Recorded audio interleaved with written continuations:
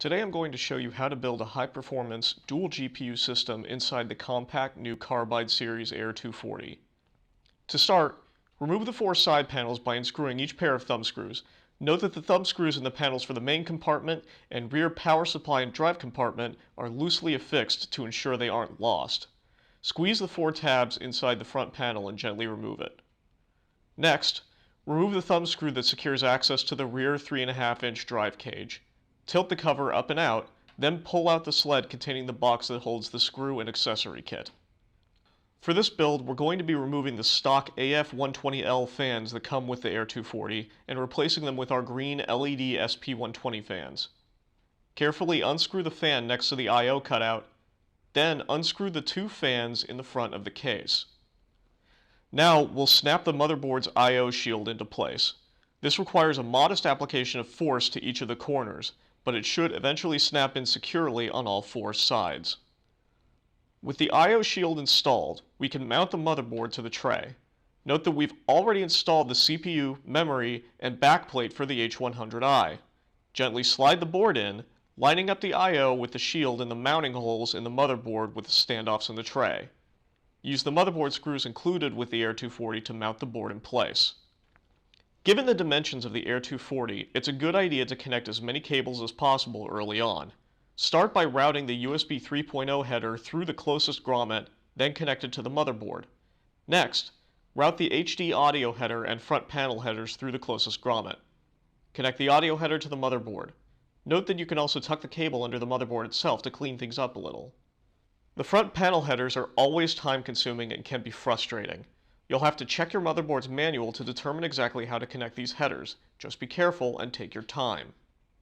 Next, we'll want to connect and route the modular cables for the auxiliary 12-volt power cable and the main 24-pin power cable. You can connect the 12-volt to the header on the motherboard and then route it in the channel alongside the board and through a grommet. We'll be installing a fan layer that should help cover this cable. The 24-pin power cable should then be connected and carefully routed through the motherboard tray. You'll probably want to run it parallel to the USB 3.0 cable to make the most efficient use of internal space, but it should be kept clean to make space for the 240mm radiator we'll be installing in the front of the case. Connect however many SATA cables you need to the motherboard headers. We just need one. Again, route the cable through the motherboard tray. Now is probably a good time to zip tie the 24-pin cable and USB 3.0 cable together to keep the build clean.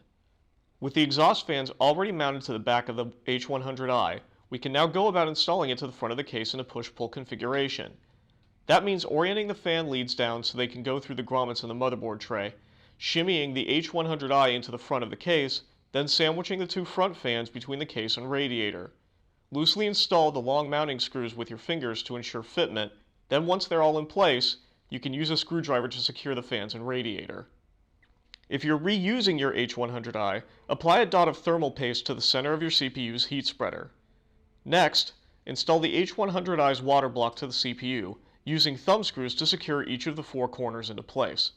Since we're going to use the new Commander Mini to control fan speeds, connect a 4-pin Corsair link cable to the block and route it through the same grommet that you routed the 12-volt power cable through.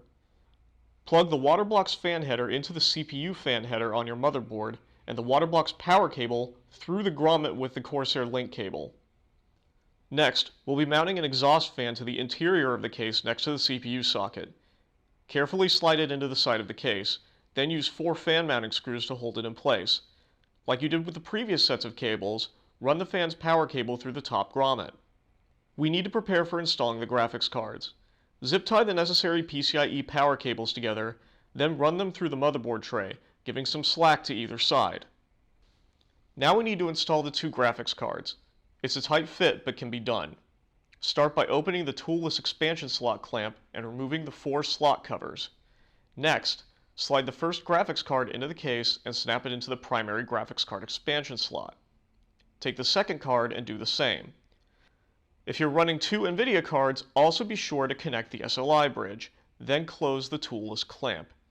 If you have trouble closing the clamp, check to make sure the tops of the card's mounting brackets are at proper 90-degree angles. If they're not, you can bend them with a pair of pliers. Connect the PCIe power leads to the graphics cards. Note that the shimmying back and forth may cause the toolless clamp to pop out. This isn't unusual, just reclose the clamp when you're done. Be sure to try and tuck the cables away and out of the fan blades as best you can. Since we're not using the 3.5-inch drive sleds, we can remove that cage entirely. There's a single thumb screw that holds the cage into the case notches. Remove that screw and tilt the cage out of the case. To install an SSD, remove one of the 2.5-inch drive sleds from the top of the case. Snap the sled's pins into the sides of the SSD, then slide the sled back into the enclosure. Next, connect the SATA data cable that you routed earlier to the SSD.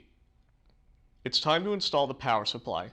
Gently tilt it into the rear chamber and line it up with the mounting holes in the back, then screw it into the chassis to secure it. While not strictly necessary, a little extra airflow never hurt anyone, so we're going to mount an intake fan to the rear chamber panel. Start by removing the magnetic dust filter. Next, carefully line up the mounting holes of the fan with the ones in the panel and screw it into place. Then replace the filter. We've already affixed the Commander Mini to the top of the power supply. Now it's just a matter of connecting everything. All of the fan headers can plug into the Commander Mini unit, including the one for the side fan, along with the Corsair link cable from the H100i's water block.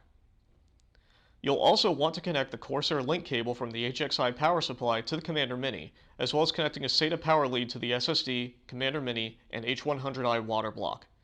Now we can close everything up. Make sure to either mush down or tie down the cables in the rear chamber so they don't obstruct the panel fan blades. Then just take your time and replace each of the side panels as well as the front panel, using the included thumb screws to resecure them. Finally, we'll want to apply the feet that were included with the case. Ordinarily, we have these affixed out of the factory, but the Air 240 can be oriented in a variety of ways. We're going to stick with the classic tower-style orientation. Peel the backings off the feet and carefully affix them to each of the four corners of the case. And we're all set. If everything went well, your system should be ready to go. This is Dustin Skalavas with Corsair Labs. Thank you for watching.